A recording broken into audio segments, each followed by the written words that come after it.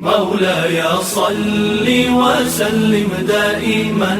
أبدا على حبيبك خير الخلق كلهم مولاي صل وسلم دائما أبدا. أعوذ بالله من الشيطان الرجيم. بسم الله الرحمن الرحيم.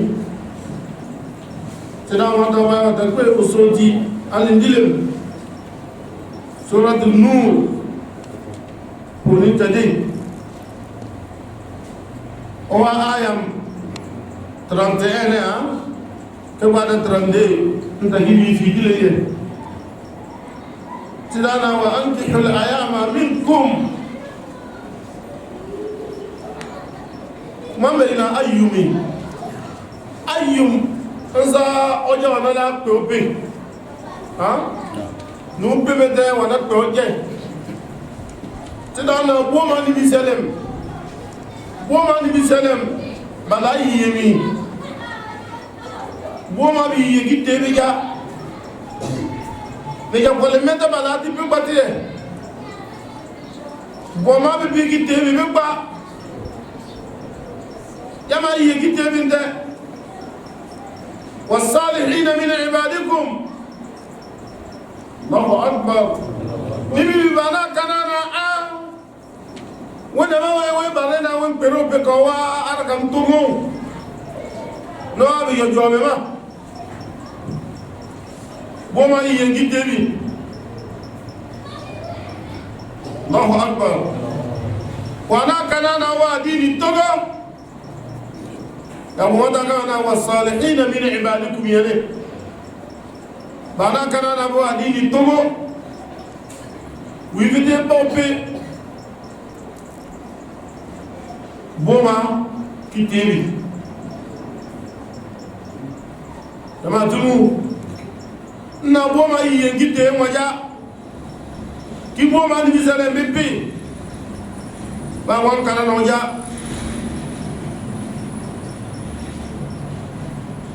والله يا مالك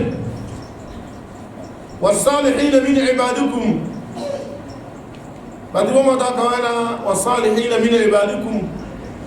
نسانا نبي بيا بنا بني بيه با وني وينا با ibo ma ta lode ba ro yin wena pa na kana bu no ki foyiye boyiye kideu ale kana bu mo to ko ki de mo dai bama na la muni gibo yengi debi wa imaikum nawabi jimbe mete ama dinte boni mabiye egbe oji uja nke gbobe chama bu mwe ngata nale mata na dile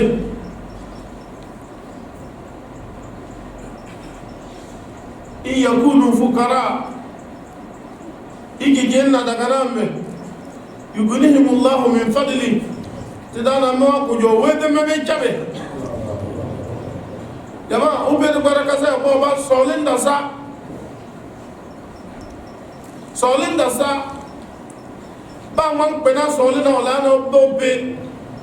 nke pe solina la na be le ko son to ala kida mata jo de barimbo mata me de bi logo zini wani se ke ko lu ko sidi mer ba ta wala ko ngi na mer ma tan chese wa tan daze me ma la jamunu ngi doye si ko me ba so de mere anya ki te wa famille na va mete ma tan ko desi ma tan ko resoa e nyane ko la via al de ko na ja sama nyawille al fara ko ngi di telefona ba ya la le ko mi di ma mi yizi tinyi mitika ki Davidina ne mami yize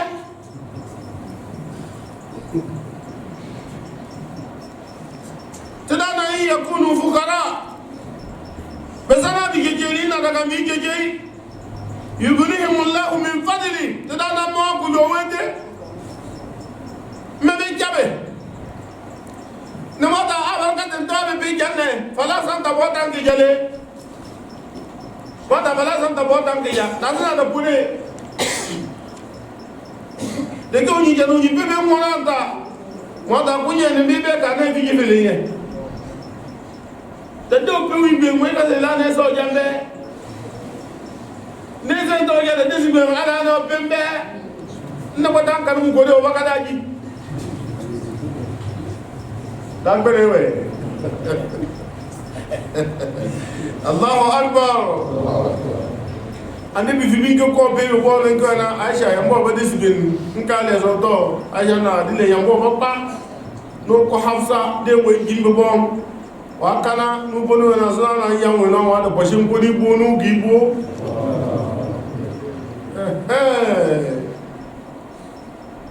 de da bal no yi jenu ni ben kare ni ma bi amete de pare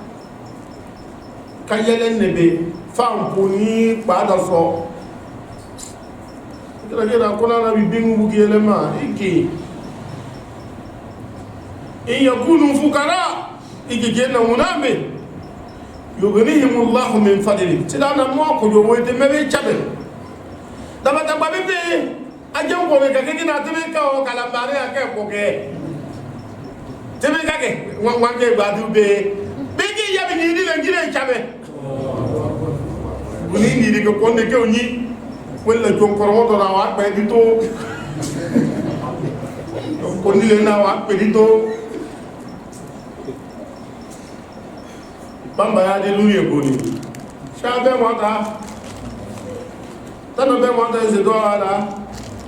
wallahu wasi'un tidana wa wa tu ta sata wene ba man ba la mo ki jonno we no ni ke kana ki we ni Allahu akbar alimun wisdom bele e bakabara o mo lo gizodi ba mo we de ki nya la via wal yastafi bil ladina la yajiduna nikahan na ni meta banaka jina ni bi boyi yene ba ma na basoji mo ma na ba bondan akpa jina bi boyi mo soba kejazina tí mo bon tin begete na ibo ni tí mo bon tin iwe de la tí mo bon tin ma ta mi bazar basibo hatta yughniyahum Allah min fadli tidana mo soba ki bele ni me ale ida ye so wa ko jo ase ba da jo we yo re de kenda lolole na ma ta zuzubo da beda والذين يبتغون الكتاب مما ملكت ايمانكم ابن قومه سو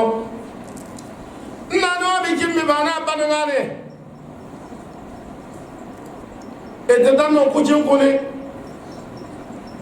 نو يمين كاكيدا فين na wonde to pe ma wo ja kwa ke koba o wese na mo pe yesu mo ta ke ton sekite ajima kana la danne me ko me se joti ali to ka ke fere so ajim menten pelon wa ya kwa fakatibuhum in alimtum fihim khaira izene bena nasno kal khair pakem tayi bokaye ke wasano o de ya kadare niya kiasiye mukataba sana an ewe na wo gbe lana me se nwa de ke interesse ka ajimwe engagement ne ha de ke e chatem dade ayo amado ne dade ale ke to pana to pata boni unyiki de unyiki ya to na wala ka contrat ne ko chato ono gbe me pa nse nye lana mba na gi repon kitiane kakila ferasi ela o atayi ngamme de na tare sheda re feraso yi tayede mata na fakatibuhum wa mami nimba nga yema in alimtum fihim khaira izini na wona bi bide ya ferasi don bi gide se no ka be ya na ebe na wa we o we nyena wa we ya mba de kena ba yungi azima po la bana ko na ja ko o do to wiki bole kuzini eki dizina je die ba o ko nya o to yo ha da sabi ba mo da ka na in alimtum fihim khaira ina no bulo zakirikiri wi bi da yake fere wa atuhum min mali llahi alladhi ataakum ozen no da na le c'est ça nale tema bate ni ale ni tebi da ko mbiri ni nale rek wa atuhum min mali llahi alladhi ataakum ni na ka pata ta ajina ta abana tu misima ta sasi watansi kada mi yere fatanfo wa atuhum min mali llahi alladhi ataakum wa ma razana wa tiyan ka ke dansiye ke sama yakana kuna ku ke foye da be kina ko ke wa na ku de chat senga ke ba fi mo tan ji ki de zimu ne ka to de danse ke ba bi ki du ko punko mo ne da mo ne ke da nda bar danse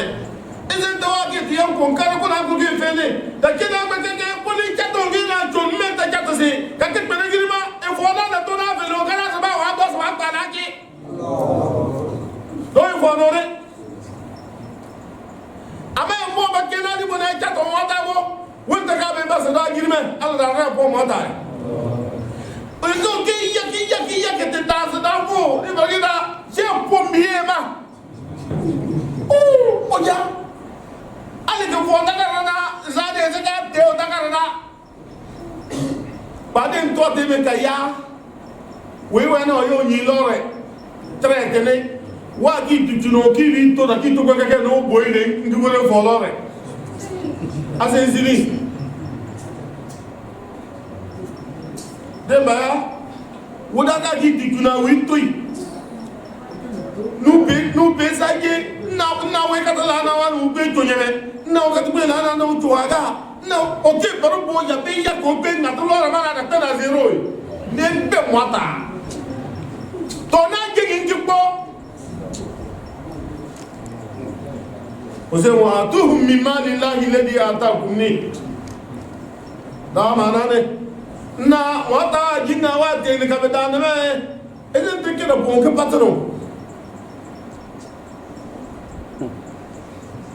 tabe fo de to pang oh ado kase se no jige mo wata pa no wala tukrihu fatayatikum ala al-bigha in aradina tahassuna maro bandazo na tagbe kora na no abize nizina de la route de kalaya temeta za malano de medende amar kanda zo bade kerme mpelele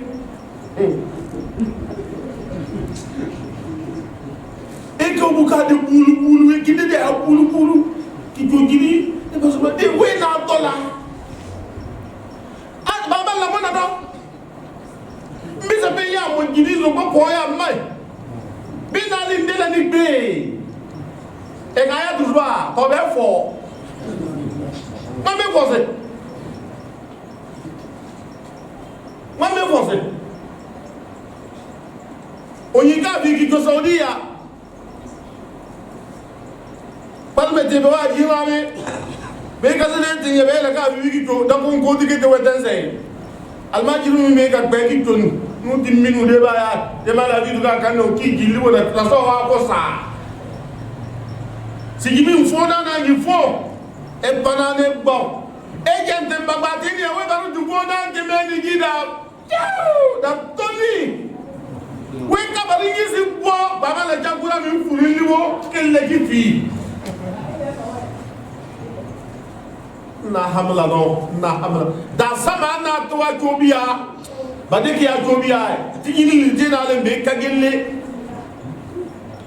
o bana be ke ti am be mo ra kito o nyenno da ke te be ne de mane ne o ya no ka ki balma jiri digi joti ya arafa pa wa joti ka o la ru ja ka de wiki ya la aji wa no ka nyine ki gende we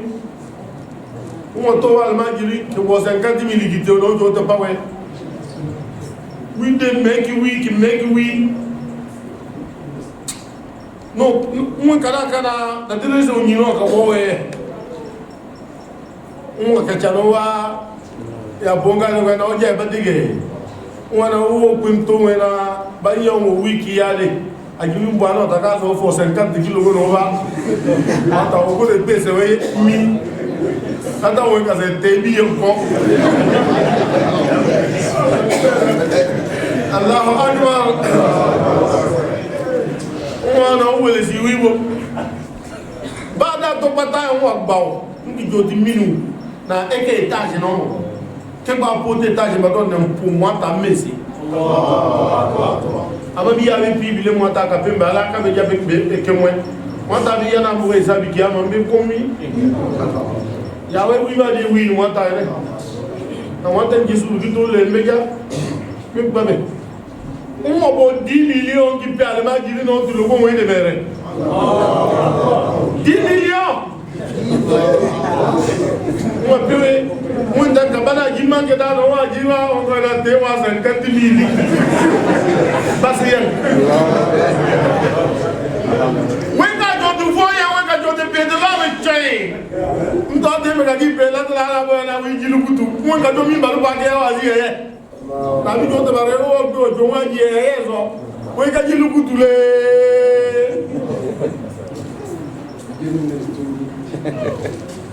Bikeme di toni nda tinye meriba. Sida ko yore dim barina ni bisele mana pate bi ya bulu me. La ya bota si ba di toti loti. Dawe ya. Chez nous quoi, c'est l'honneur.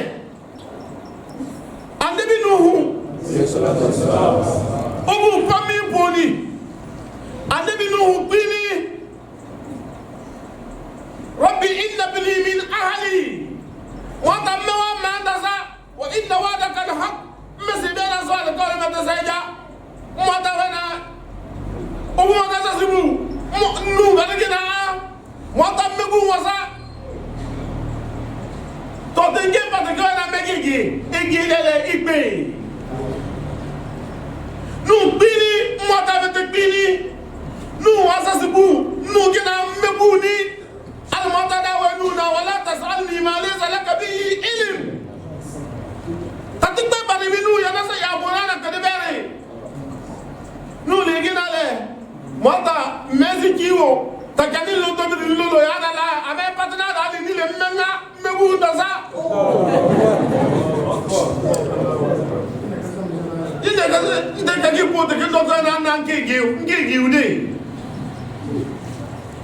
Iyi darba bi fosa de mere. C'est non nye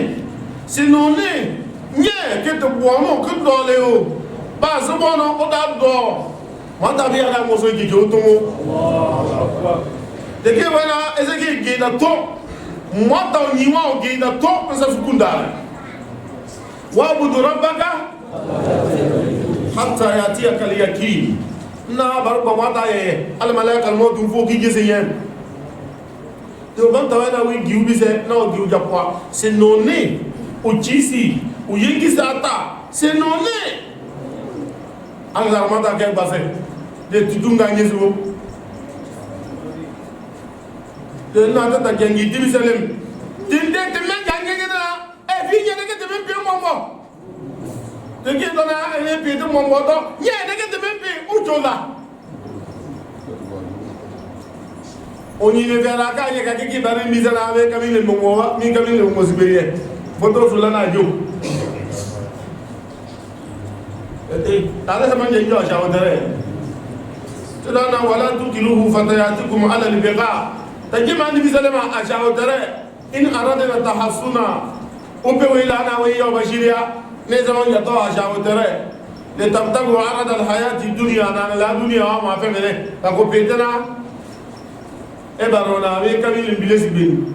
do wa to do mbe ba penu ha ومن يكرههن سيدنا ما سولين نبا وان كي لا تبا بور او بيسي دي باجن كيتو اشاو ترى فان الله من بعد اكراههن غفور رحيم ديلم قرا موازين هون نا بي چنا مته سيدنا يقودي بتا مجات الله اكبر نا لا يا غفور مجات رحيم تقول ان بدي بنزيدو بجد ففعلا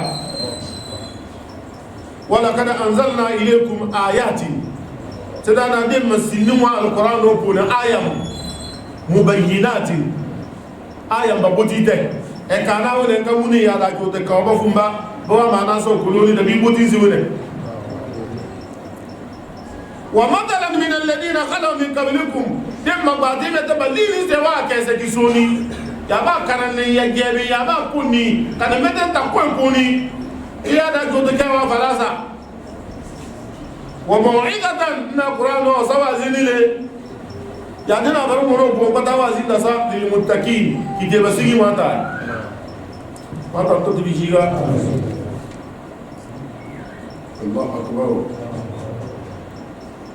Allahu nuru samawati wal ard aya no ba ngoro no bula kala bi bidono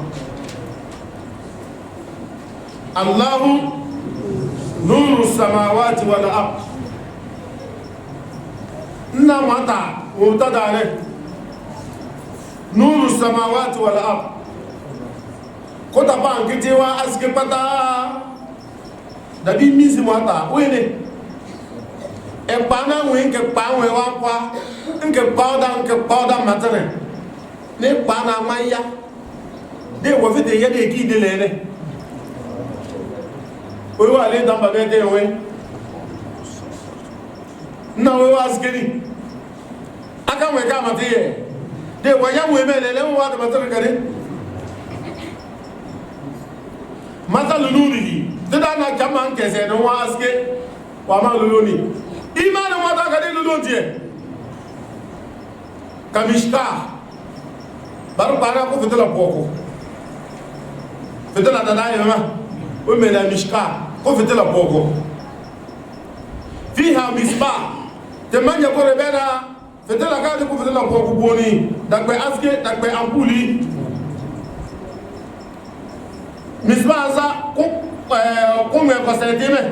mi mo matime mo be na misbah la ti de bon al misbah fi zujaja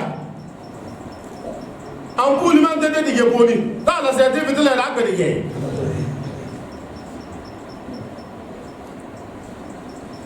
الزجاجة كأنها كوكب ذري لا قوة فتلا هذه جماعة وانت قرأ مدينة زي دي ملزة دابا إنا ذري ويه دي ملزة ما دي وامبي دي يمبو مكاية بانا أمبولي نساس كميني وي ماتي نفتلا من جوادي جي كماتي ديزي دي ملسي يوكد من شجرة مباركة وكي متى باوان كوبا باتي كاكسي ديزي تاسوا كرازوري وي ديزا دا زيتون زيتون ما با وني بوجيما زيتون ما وسا البركة ابوجيني ما دا يا مونا البركة ne kuze na nibu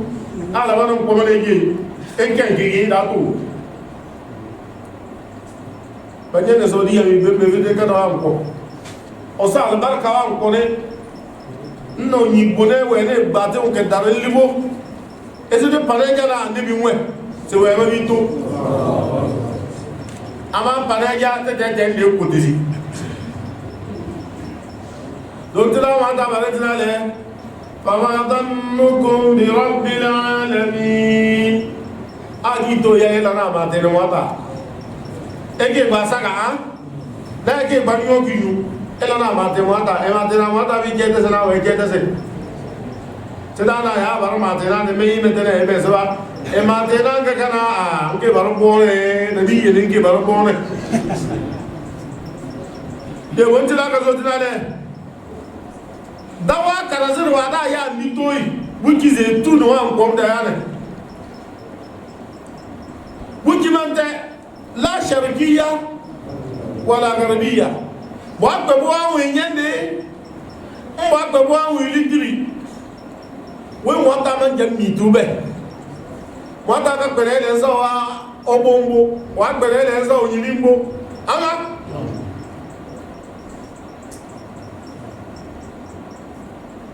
yakadu zaytuha yudi kana sama oba obo man yagi ko te mate dane ba ko fitela boko mate ndige nka mate na ampulu aba se de boye kamate ampulu ma kana zire nka mate oba wala lan tamsasu na ba mala se nurun ala nur na aske kote aske bo ba ko aske ne we ampuli kagba aske ne de fitela ye kagba aske kote aske bo yahdillahu li nurihi man yasha wata na we wa aske ma wa we ka kanada ma no ya we kojo no ya we shiria nzara a wa mota ka lana kilotu no gbe imani ngitewe imani we ka to no wa ba le lapo e ba pa e bi vide je wa dunia kada wi bitie da bedana ka mo alhamdulillah da bedana jito alhamdulillah na pata de tana kana ba wasi wi ko dal bo so so be yo imani sedana imani ba mo ma da ka tena imani bena mo da te se aske wona pe mo nyende wa ko mulidiri wa ko na bibi de ko na ele wajane le yahdillahu li nurihi man yasha wa mo da ka lana no yashiriya no wa aske ma wa wata ka kanada ma no ba imane nki ba to wide we wa dunia imane wa we ka joye e ba kana ta bi we poloko jabi bale ka wonya la ira me za wile e ke bo na dunia ka me mu ibo no poloko ka bi we ba pa ye wa yadribu Allahu al-amdala lin-nas tada na de ma ba te akese apa ke kese ni na kana ya be mo ni wallahu bi kulli shay'in mudarrib wallahu bi kulli shay'in alim sedana bamba batawi ni bamba bo fasbir li hukmi rabbik na gima su le mo dawa ya ma bar dana nibo nyimi deli bonda ya le ma jabe na za bana da ke kan de ngari de mi de ngari de dole yaba ni ngari de dole